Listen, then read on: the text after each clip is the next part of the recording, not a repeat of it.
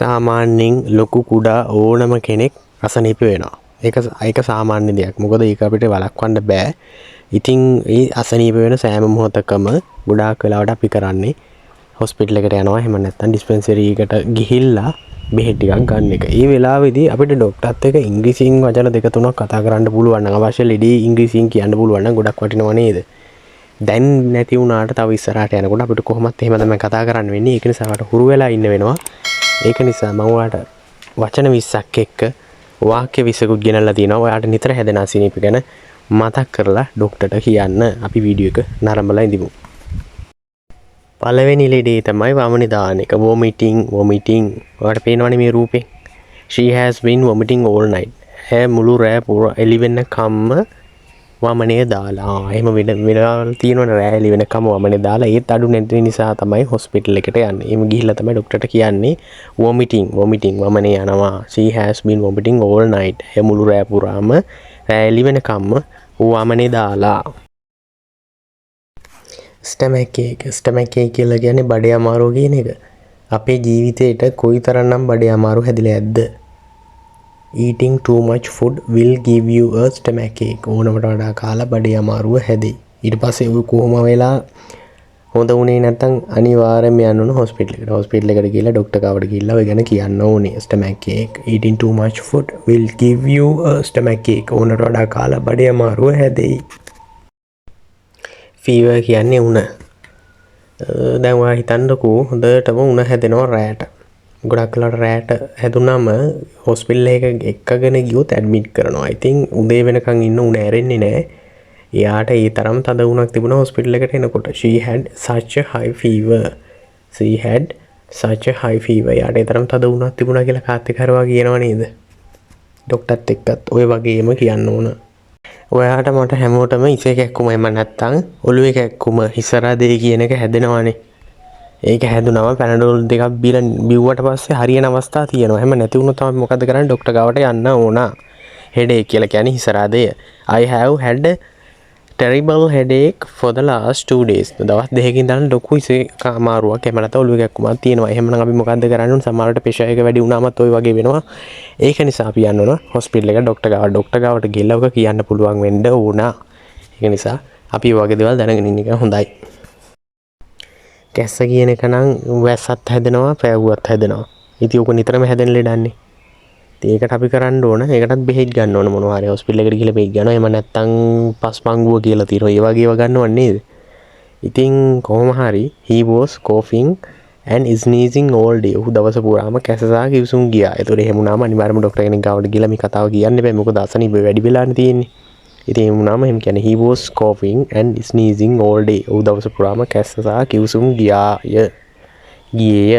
cough කියන්නේ කැස්ස. කිවිසුම් යන්න ගියාම තියෙන අමාරුව කිවිසුම් යන්නම ඕනවනම් කෙනෙක්ට. නහය කිති කැවෙනවා වගේ වුණාම අනිවාර්යයෙන්ම කිවිසුම් යනවනේ. නහයට වල දැකලා විහිළුවට වගේ අනිත් අය මොනවාම හරි දෙයක් කර නිදාගෙන ඉන්න වෙලාවට යාළුවොත් time අපි විහිළුවට කරන්නේ. මේ වගේ වෙලාවට උනත් කිවිසුම් යනවනේ. මේ වගේ තමයි කිති කැවෙන වෙලාවට කිවිසුම් යනවා. My nose is tickling. tickling කියන්නේ කිති කැවෙනවා කියන එක. I think I am going to sneeze. මගේ නහය කිති කැවෙනවා. මම හිතන්නේ මට කිවිසුම් යන්න වගේ යන්න හදන්නේ කියන එක තමයි මේ තියෙන්නේ. sneeze කියන්නේ කිවිසුම් යනවා. හොටු දියර ගලනවා. running nose. හොටු දියර ගලන වෙලාවට ලේන්සුවක් තිබුණේ නැත්නම් අපිට මොකද වෙන්නේ? අපි අනිවාර්යයෙන්ම ලේන්සුවක් තියා ගන්න ඕනේ. I have a runny nose. මගේ හොටු දියර ගලනවා. I have a runny nose. මගේ හොටු දියර ගලනවා. ඕගොල්ලෝ ගොඩාම බලපන්නේ පොඩි ළමයින්ට. නිතරම වතුරේ නටනවානේ. swelling කියලා කියන්නේ ඉදිමෙනවා කියන එක. swelling ඉදිමෙනවා. දැන් එයාගේ ඇහැ උඩ ඉදිමිලා තිබුණා. there was a swelling above her eye. එයාගේ ඇහැ උඩ ඉදිමිලා තිබුණා. ඉදිමෙච්ච අවස්ථාවක නම් නිකම්ම ඉඳලා හරියන්නේ නැහැ. මොන හේතුවටද ඉදිමිලා තියෙන්නේ කියලා අපි දන්නේ නැති නිසා අනිවාර්යයෙන්ම වෛද්‍යවරයෙක් ළඟට එහෙම නැත්නම් ડોක්ටර් කෙනෙක් ගාවට යන්න ඕන. මෙතන බලන්න දැන් මේ කකුලේ එක කකුලකට වඩා අනිත් කකුලේ වෙනස් ඉදිමිලා තියෙනවා. ඒකට තමයි ස්වෙලින් කියලා. ඉදිමිනවා. දතේ කැක්කුම හැදුනම කොයිතරම් අමාරුද කියලා ඔයයි මායි දෙන්නම දන්නවා. හැදිලා තියෙනවා නම් අනිවාර්යයෙන්ම ඕනම කෙනෙකුට තේරෙනවා. උහුලා ගන්න බෑ කෑ ගහගෙන තමයි ඉන්නේ. ඉතින් මේ වගේ වෙලාවක ડોක්ටර් කෙනෙක් හම්බුනාම අපි කියනවා ටූත් එක කියන්නේ දත් කැක්කුමටනේ. කොහොම හරි ડોක්ටර් කෙනෙක් එක්ක කතා කරනකොට අපිට ඉංග්‍රීසියෙන් වචන කර කතා කරන්න පුළුවන් නම් ලොකු දෙයක් ඉතින්. ඒ කොහොම නැත්තම් ඉංග්‍රීසි උමනාවනේ. His face was swollen with toothache. එයාගේ මූණ ඉදිමෙලා තිබුණා දත් කැක්කුම හැදුනම අනිවාර්යයෙන්ම මූණ ඉදිමෙනවා. තැලීම් බෲස් කියලා කියන්නේ තැලීම් කියන එක. තැලීමක් කියන එකක් ඇති වුණාට පස්සේ හැම එතන රතු වෙනව නේද? තැළුණාට පස්සේ රතු වෙලා. එතන ගොඩක්ම රතු වෙලා කියලා කියන්නේ. තැළුණාට පස්සේ ගොඩක් වෙලාට රතු වෙනවා. එහෙම නැත්නම් ගෙඩිය ගහනවා වගේ එහෙම දෙයක් කියලා කියන්නේ අපි. Bruce. He had a bad bruise on his leg after he fell. වැටුණාට පස්සේ අයගේ කකුලේ ලොකු තැල්මක් ඇති වුණා. ඒ වගේ තැල්මක් ඇති වෙලා තියෙනකොට අපි මහනවනේ කායින් හරි විහිළුවට වුණත් කායින් හරි ගුටි කෑවද කියලා. ඒක තමයි. තැල්මක් ඇති වුණා. බෲස් කියන්නේ තැල්ම. කුරුලෑ කියලා කියන්නේ පුදුම වදයක් දෙන්නේ මිනිසුන්ට. කුරුලෑව කියන එක පෙනෙන අයට පේන්නේ ඇත්තම කිව්වොත් ඒක විහිළුවක් වගේ.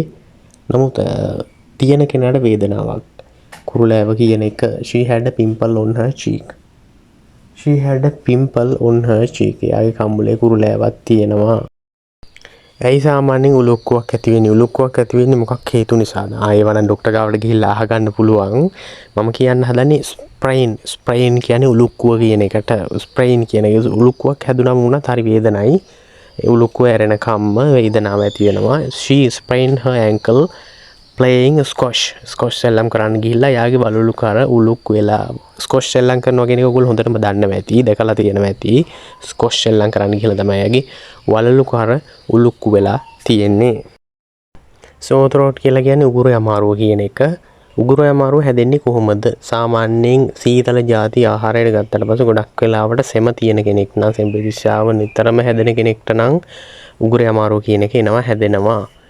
ඒ වගේම දූවිල්ලටත් හැදෙනවා. ඒක නිසා අපි මොකද්ද කරන්න ඕනේ? ඒකට උණු වතුර පානය කරන්න. උණු දේවල් තමයි පානය කරන්න ඕනේ. hot drinks can relieve the sore throat. උණුසුම් දේවල් පානය කිරීමෙන් උගුරේ වේදනාව පහව යයි. hot drinks can relieve the sore throat. උණුසුම් දේවල් පානය කිරීමෙන් උගුරේ වේදනාව පහව යයි.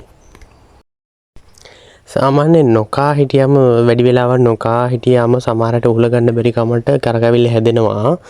ඒත් කරකැවිල්ල කියන සනීපයත් රෝග ලක්ෂණයක් මන් දන්න තරමින් බොහෝ විට ප්‍රෙෂර් එකට එමන් නැත්නම් බ්ලඩ් ප්‍රෙෂර් අදිරුදුර පීඩනය ඔය වගේ දේවල් වලට දියවැඩියාව වගේ තියෙනවා නම් කරකැවිල්ල වගේ දේවල් එනවා මන් දන්න තරමින්. I feel dizzy. මර කරකැවිල්ල වගේ I feel dizzy. මට කරකැවිල්ල වගේ කියලා කියනවා ඔයාට කරකැවිල්ල හැදුනම. suffocation කියලා කියන්නේ හුස්ම හිර වෙනවා කියන එක. suffocation. so හුස්ම හිර වෙනවා. ඇයි ගොඩක් වෙලාවට හුස්ම හිර වෙන්නේ? හුස්ම හිර වුණාම අපි ගොඩක් වෙලාවට හොස්පිටල් වලට එක්ක යනවනේ. ඒ අතරමැදි නැති වෙන්නත් පුළුවන්.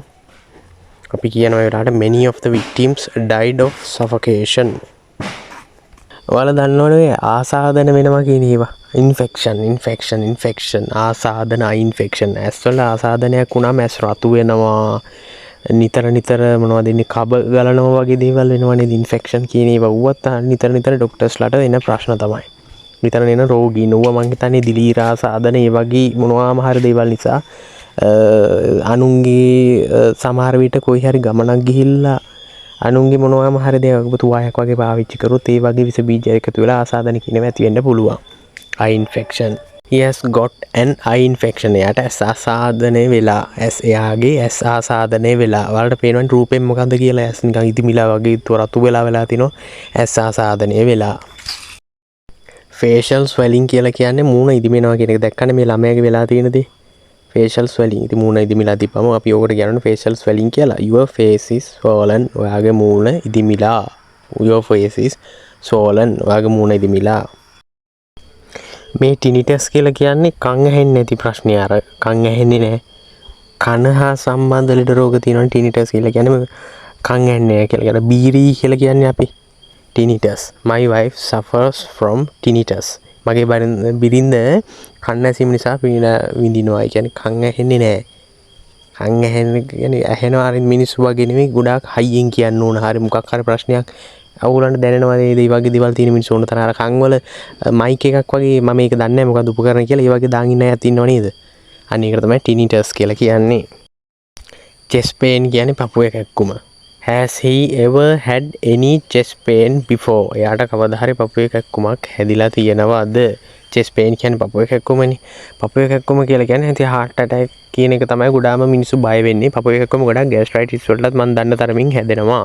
ඉතින් ડોක්ටර් ගාවට ගියාම මේ වගේ දේවල් පොඩ්ඩක් විස්තර කරලා කියන්න පොඩි හරි දැනුමක් තියෙන එක ගොඩාක් හොඳයි. chest pain කියන්නේ පපුවේ කැක්කුම. 20 වෙනි නැත්තම් අවසාන එක ඇස්මා. ඇස්මා කියලා කියන්නේ මේ ශබ්ද වෙන්නේ මේ විදිහට. ඇස්මා කියලා කියන්නේ ඇදුම රෝගය. ඔයාලට මේ ෆොටෝ එකනුත් පින්තූරනුත් ඔයාලට අඳුර ගන්න පුළුවන් මොකක්ද කියලා. He suffers from asthma. එයා ඇදුම රෝගයෙන් පීඩා විඳිනවා. මේ ඇදුම කියන්නේ හරීම කෙනෙක්ට අමාරුව අපහසු දෙයක් තමයි දරා ගන්න ඇදුම රෝගයෙන් පීඩා විඳිනවා. මම හිතනවා ඇත්තටම මේ මම ඉදිරිපත් කරපු රෝග 20 වලින් එකක් හරි පීඩා විඳින්න නැති කෙනෙක් නැති තරම්. උණ හැදෙනවා, සෙම්පතිෂයා වැදෙනවා, ඒ වගේ ඕනම දෙයකට ඔරොත්තු දෙන්න ඕනේ අපි. ඒ නිසා කොහොම හරි ડોක්ටර් කෙනෙක් ගාවට ගිහලා කියන්න මේ වගේ අඩුමතරම වචනයක් හරි දැනගෙන එක ගොඩක් වටිනවා කියලා මම හිතනවා. ඒක නිසා මේක ගොඩක් ප්‍රයෝජනවත් ඒවාට හොස්පිටල් එකකට ගිහලා පොඩි හරි වචනයක් හරි කියව ගන්න. මේ වචනෙන් කියවෙන්නේ මෙන්න මේ රෝගය කියන එක හඳුන ගන්න හරි වාට ගොඩක් වැදගත් වෙයි. අවසාන වෙනකම් බැලුවට බොහොම මේ වගේම ලස්සන පාඩමකින් හමු වෙමු.